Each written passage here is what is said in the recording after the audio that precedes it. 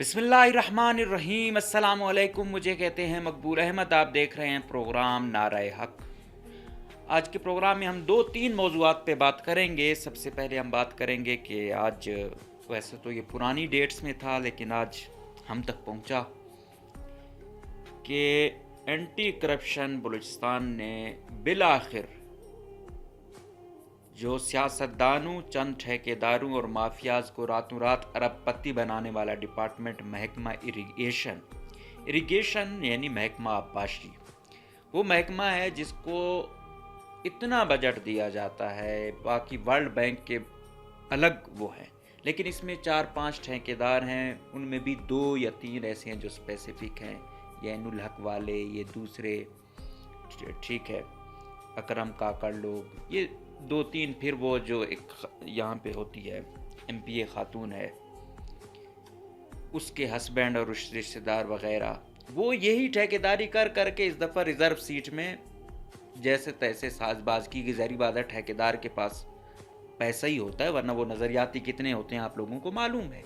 हर ठेकेदार ने पार्टी पकड़ी हुई है, कोई सियासी, या मुक्तदरा को पकड़ा हुआ है, या मुक्तदरा को कोई चहीता पकड़ा हुआ है, ठीक है। तो उनके थ्रू आराम से फिर रिज़र्व सीट भी मिल जाती है और ठेके पे ठेके भी मिलते हैं। उन्होंने कौन से काम करवाने होते हैं, उनका आप रिकॉर्ड देखें, कितने उन्होंने काम कराए हैं और कितने कामों को उन्होंने पाया तकमील तक पहुंचाया है। और इस फैज कामों में फिर आपको पता है इरिगेशन का फिर कोई सानी नहीं है। क्यों? क्योंकि इसका डैम शुरू होता है फिर ख़त्म होने का नाम नहीं लेता। आज तक आप बताएं कितने डैम शुरू हुए हैं और वो ख़त्म हुए हैं।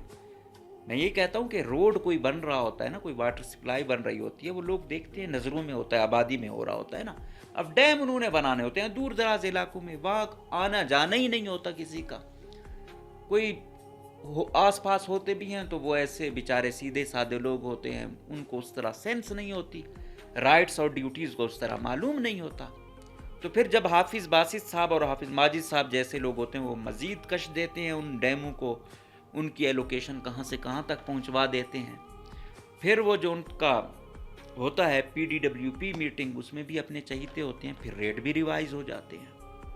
फिर यहाँ पे आपको पता है कि इसमें SDO लगना, सब इंजीनियर लगना, एक्सीएन लगना, मतलब अरबपति बनने का जो है ना, वो क्या कहते हैं, प्राइस बॉन्ड है इरिगेशन या CNW में। तो इसमें बाकी जब PHE में नहीं हुए थे, इसके साथ साथ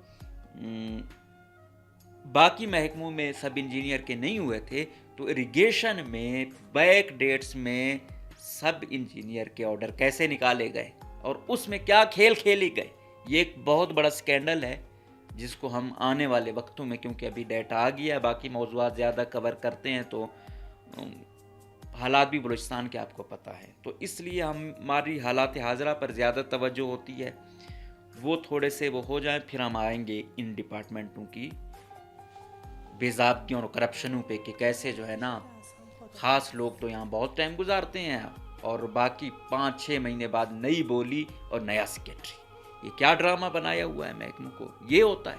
उधर से नॉन कैडर लोग आते हैं, 3-3 सालों से ज़ायद बैठे होते हैं, नॉन कैडर लोग होते हैं, 4-4, 5-5 पोजीशनों पे जो है ना अपनी पसंद के बैठ जाते हैं।